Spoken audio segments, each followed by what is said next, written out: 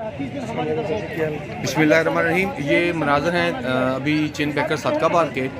यहाँ पर जो है तबलीगी जमात जो रुस्तम कॉलोनी सादकाबाद में ठहरी हुई थी, उनके अरकान हैं जो 52 के करीब लोग हैं। इन्होंने वहाँ से जो है निकल कर अपने घरों को जाने की कोशिश की है, जिसके बाद जो है पुलिस ने इनको यहाँ पर घेर लिया है। इंतज़ामिया पहुँची है, उनसे मुज़ाकरात कर रही है।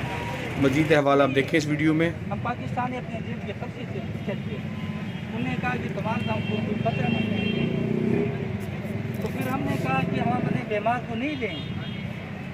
ये तो क्राउन सेंटर तुमसे बनाया है, हमने तो नहीं बनाया।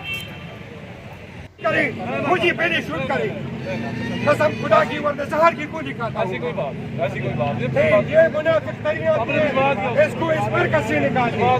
ये मुनाफिक आदमी है।